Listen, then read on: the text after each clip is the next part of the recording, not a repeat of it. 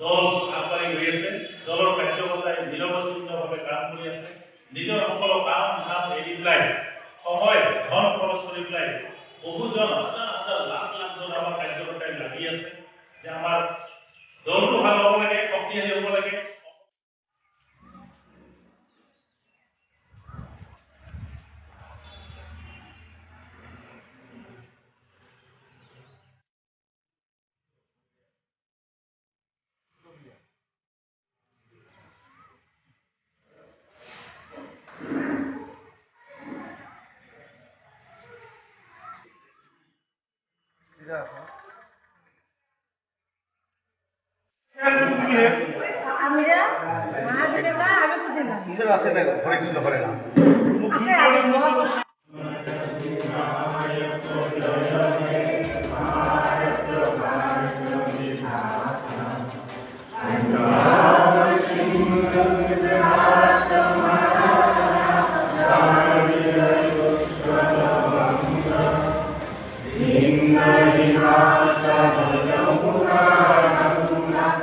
আজি ভাৰতীয় জনতা পাৰ্টিৰ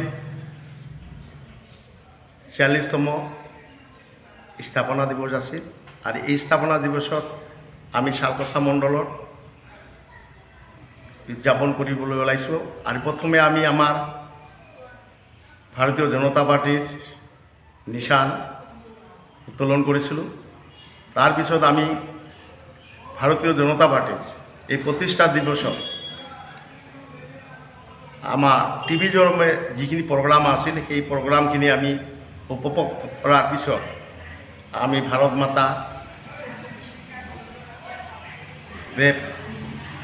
মাতা জয়েৰে আৰু লগতে আমাৰ বিজেপিৰ যিখিনি আমাৰ পূৰ্বপুৰুষ আছিল সেই পূৰ্বপুৰুষখিনি যাৰ নেতৃত্বত আমি এই ভাৰতীয় জনতা পাৰ্টিকে তেখেতসকলক স্মৰণ কৰি আমি পুষ্পাঞ্জলি দিছিলোঁ।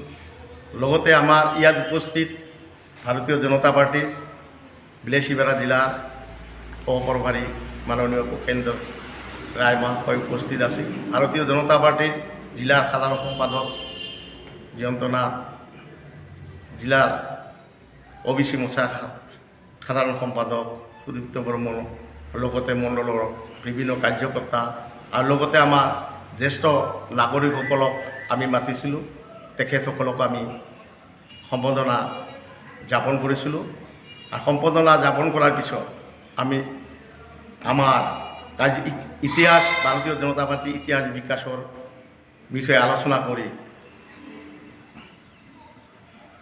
কৰি শেষত আমি ৰাষ্ট্ৰীয় সংগীতেৰে আমি আমাৰ এই কাৰ্যসূচীটো বা স্থাপনা দিৱসটো আমাৰ মণ্ডলত আমি সমৰ্পণ কৰিছোঁ।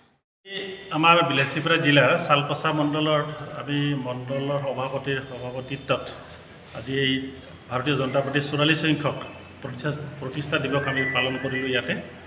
আৰু এই যিটো কাৰ্যসূচী আছে আমাৰ ৰাষ্ট্ৰীয় বা ৰাজ্যিক স্তৰৰ যিটো কাৰ্যসূচী আছে এইটো যোৱাকালিৰ পৰাই আৰম্ভ হৈছে, ৫ৰ পৰা ১৪লৈকে চলিব। এইটো প্ৰতিষ্ঠা দিৱসৰ লগত যিকেইটা কাৰ্যসূচী সংলগ্ন কৰা হৈছে সেইটো আমি সামাজিক ন্যায় সপ্তাহ বুলি অভিহিত কৰা হৈছে। আৰু এই উদ্দেশ্য সন্মুখত ৰাখি পেলাই আজি যোৱাকালিৰ পৰা যিখিনি আমাৰ কাৰ্যসূচী আছিল এইটো ৰূপায়ণ হৈছে, বুথত হৈছে, মণ্ডলত হৈছে। আৰু আজি যিটো কাৰ্যসূচী এইটো বুথতো হৈ আছে আৰু মণ্ডল, জিলা আৰু ৰাজ্যিক স্তৰতো, ৰাষ্ট্ৰীয় স্তৰতো হৈ আছে।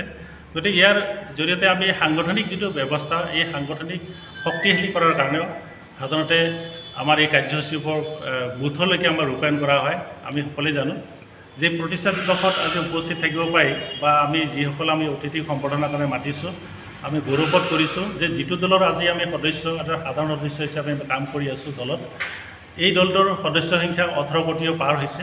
গতিকে এটা বৃহৎ সংখ্যক গোটেই বিশ্বৰ ভিতৰত এটা প্ৰথম ৰাজনৈতিক দল হিচাপে আমি দলৰ এটা সাধাৰণ সদস্য হিচাপে আমি গৌৰৱ অনুভৱ কৰিছোঁ। আৰু এই দলটোৱে যিটো চৰকাৰৰ শাসনত বহি আছে, এই চৰকাৰে আমাৰ জনসাধাৰণৰ যিখিনি কল্যাণকামী যিটো আঁচনি আছে, আমি সকলোৱে জানো এই কল্যাণকামী আঁচনিবিলাক একদম মানে সাধাৰণ পৰা সাধাৰণলৈকে মানে যিটো আমি সৰ্বব্যাপী সৰ্বস্পৰ্শী স্তৰত আমি ৰূপায়ণ হৈ আছে। গতিকে আজিৰ দিনটোত সঁচাকৈ মই ইয়াত উপস্থিত থাকিব পাৰি গৌৰৱবোধ কৰিছোঁ আৰু আপোনালোকৰ চেনেলৰ যোগেদি সকলোজন অসমবাসীলৈ শুভেচ্ছা অভিনন্দন জনাইছোঁ আৰু এই দলৰ মই ভৱিষ্যত উজ্জ্বল কামনা কৰিছোঁ। ধন্যবাদ, নমস্কাৰ।